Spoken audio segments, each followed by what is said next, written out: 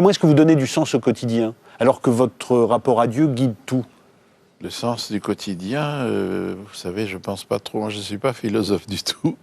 Et j'ai jamais pu comprendre la philosophie. J'ai essayé de lire, mais c'est trop calé pour moi. Non, pour moi, le mot... Je pensais à une autre expérience que j'ai vécue une nuit chez des amis orthodoxes, où on passe la nuit entière à lire les 150 psaumes à une vitesse de mitrailleuse. Vous connaissiez? Non. Alors, on m'a demandé de participer à un ou deux psaumes que j'ai essayé de lire, ayant beaucoup travaillé cette histoire de vitesse, mais n'ayant pas pratiqué depuis longtemps. J'ai lu comme j'ai pu, mais j'ai ralenti parce que je ne pouvais pas. Et après, le religieux qui était là m'a dit, est-ce que vous reviendrez? J'ai dit non, écoutez pas, parce que c'est pas du tout mon... Pour moi, le mot doit être habité, hein, investi par quelque chose qui est autre que simplement le mot. Alors, j'ai dit, écoutez, non, pour moi, j'entends pas. Une chose mécanique comme ça n'a aucun intérêt pour moi, enfin. Alors, ils étaient désolés, moi aussi, j'aurais bien aimé être avec eux, mais j'ai dit, non, pour moi, je peux pas aller, je peux pas faire ça. Enfin, j'ai pas envie, quoi. Qu'est-ce qui vous rend curieux encore aujourd'hui? On va parler de la foi dans une seconde, mais qu'est-ce qui vous attire aujourd'hui? Dans le quotidien, pour le coup, pour revenir à ce qu'on disait tout à l'heure.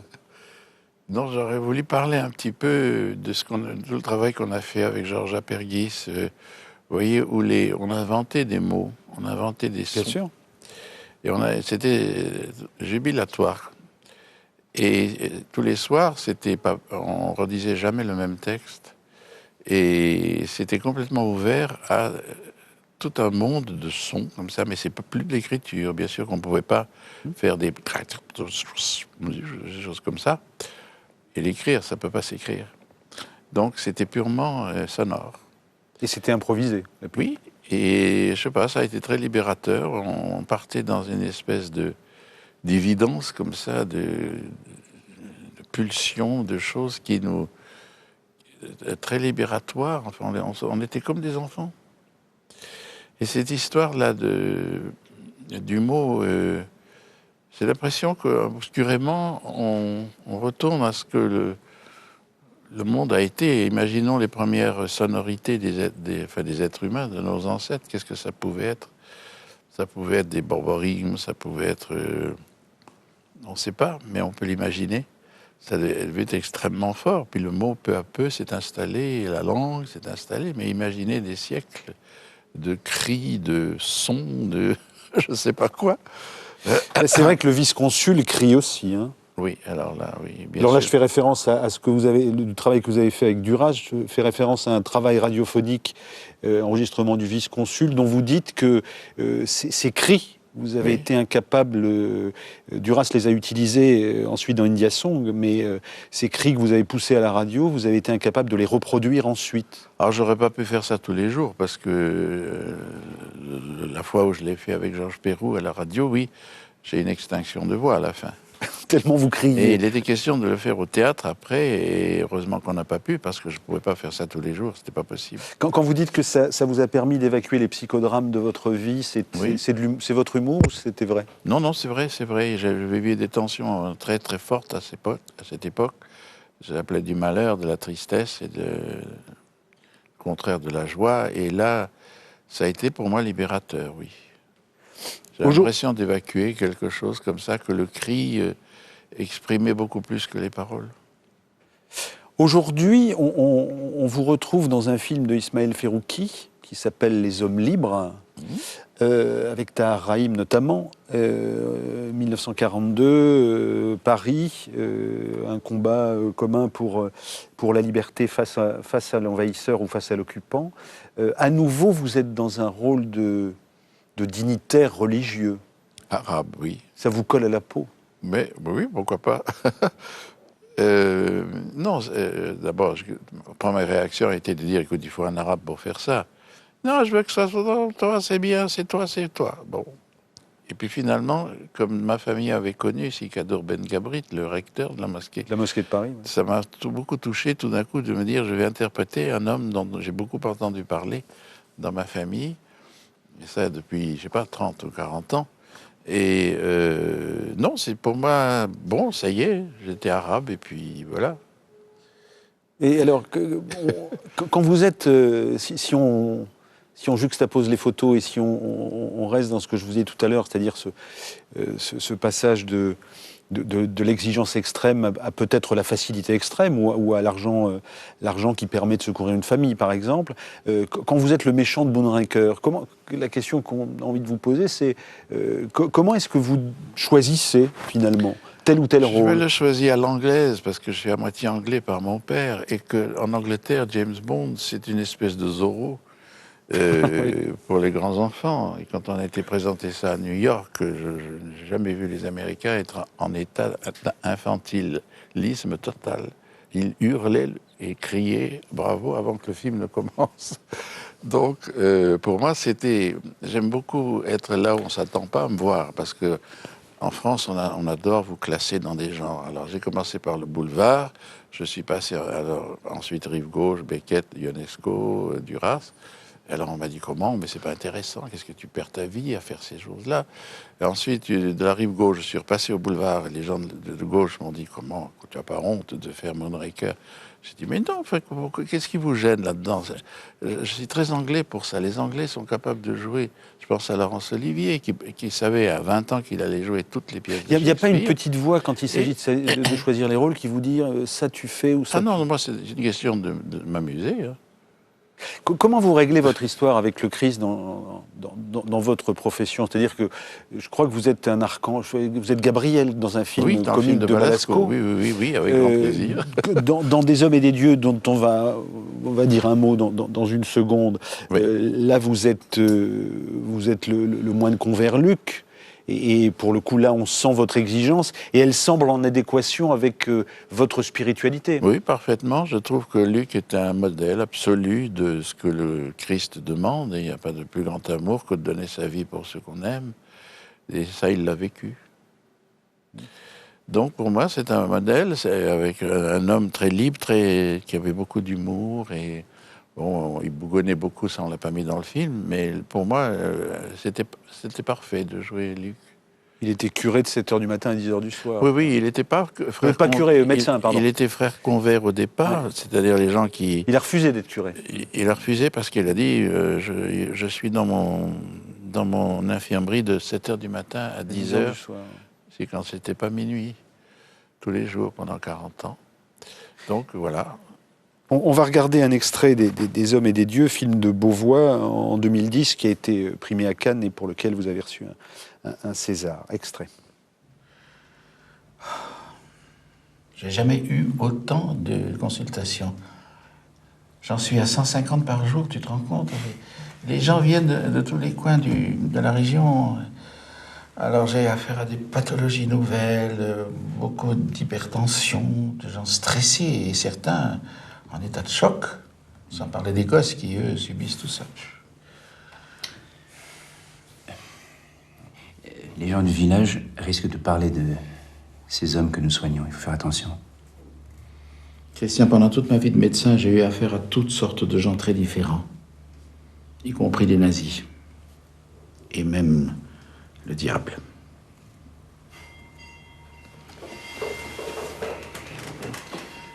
Tu sais, j'ai pas peur, moi, des terroristes et encore moins de l'armée.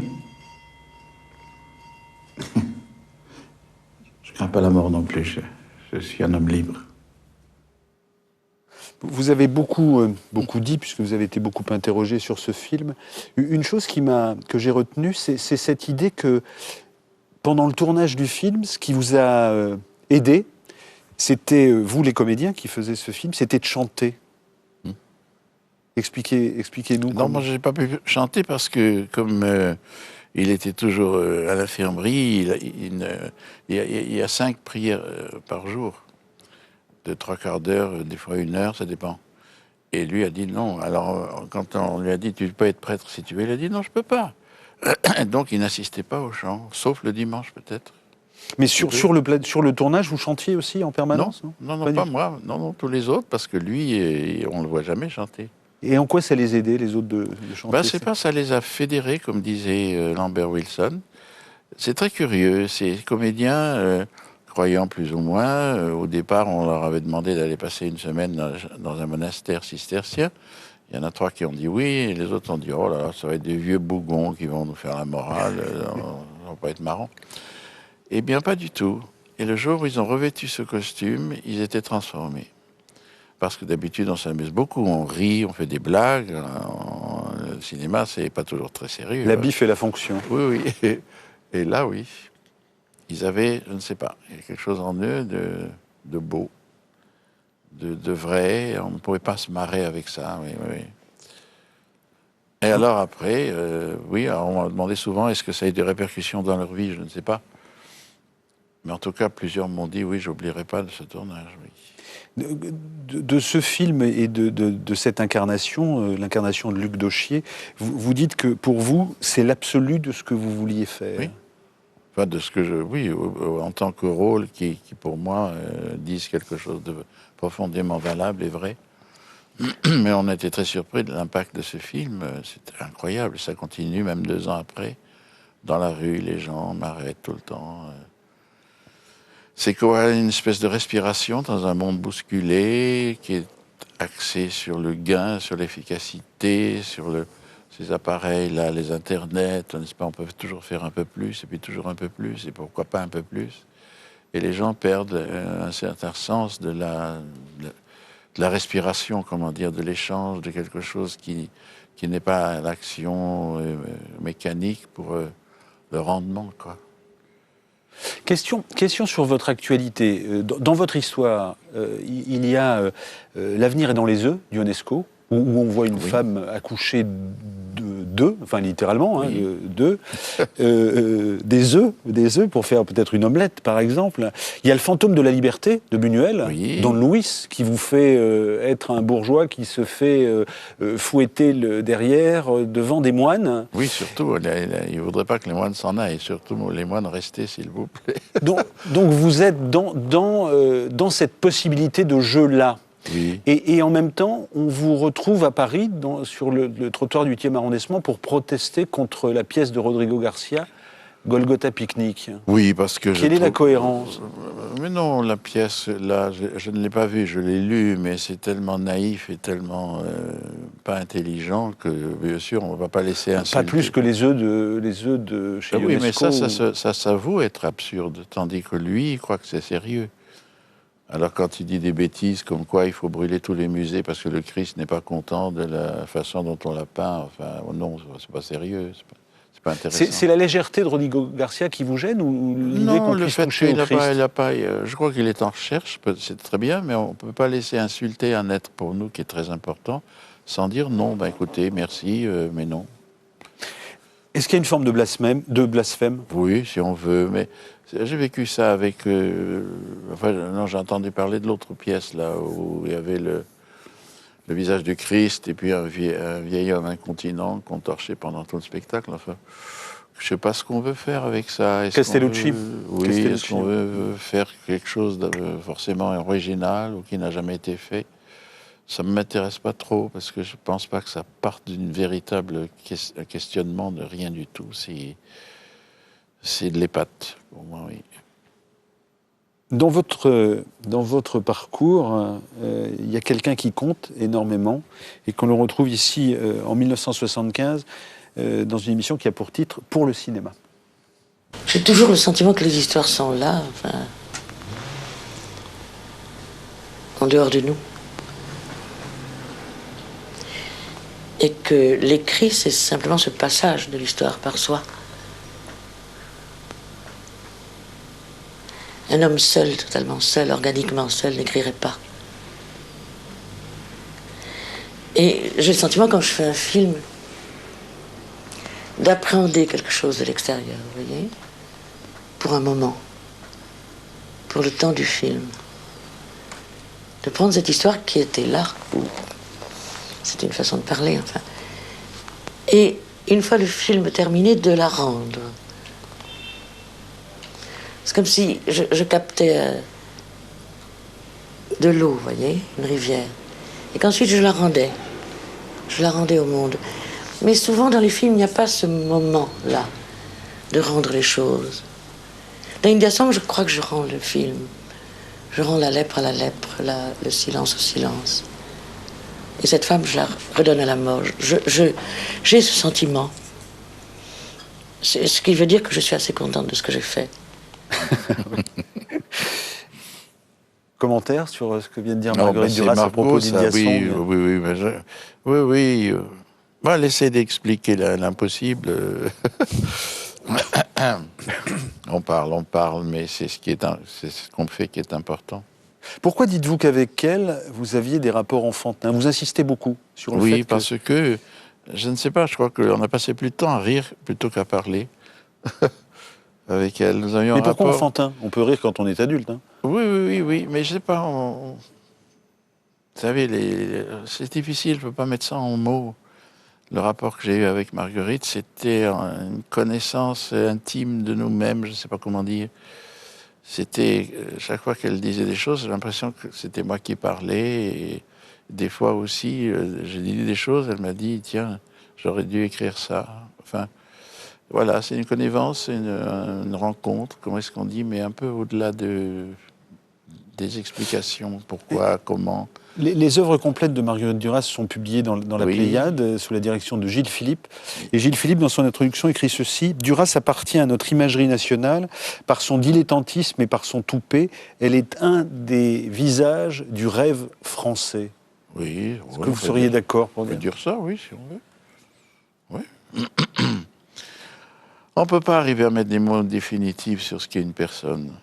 On peut avoir des idées, des émotions, des choses, mais voilà. Marguerite, c'est Marguerite. C'est un phénomène unique et pour moi, capital dans ma vie. Dieu merci, dans ce métier, j'ai rencontré des Beckett et des Duras, oui. C'est bientôt le printemps des poètes et sort un livre et vous parlez de Victor Hugo, ça tombe bien parce que Noémie Lefebvre en parle aussi, mais pour d'autres raisons, on va y venir dans une seconde. Mais j'aimerais bien, parce que je retrouvais ça et je trouvais que c'était très beau ce que vous disiez de Louis de Funès, que vous avez fréquenté sur les plateaux aussi. Oui, Comment oui. était-il ce garçon? Un homme très inquiet, comme souvent les grands comiques, qui a opté pour quelque chose qui n'avait jamais été fait au cinéma, c'est-à-dire un délire et une espèce comment ça s'appelle, l'excitation totale, qui l'amenait à déborder largement le texte. Alors jouer avec lui, moi j'ai pu parce que j'avais l'habitude d'improviser, mais beaucoup de gens, ils n'étaient pas contents parce qu'il inventait les mots, les phrases, et il fallait répondre, et on ne savait pas quoi répondre. Alors les gens disaient, mais c'est pas ça que je dois dire. Oh, mais je m'en fous de ce que vous dites. C'est l'improvisation permanente. Oui, alors c'était le chef de tout. Il avait un droit de regard sur le montage, sur les acteurs, sur la musique, sur la production. Et vous dites même à un moment, sa femme était sur le plateau pour vérifier s'il n'y avait pas trop de communistes. Oui, alors un jour, elle me dit, politiquement, vous êtes de quel bord? Alors je l'ai regardé, j'ai dit, je suis d'extrême centre. Elle m'a regardé d'un air de dire, je ne vois pas très bien ce que ça veut dire. Mais c'est bien de voir quoi je me mêle. C'est bien de voir des films comme ça. Et donc, il y avait, c'est avec Molinaro, enfin, c'est Hibernatus, donc vous jouez dans Hibernatus.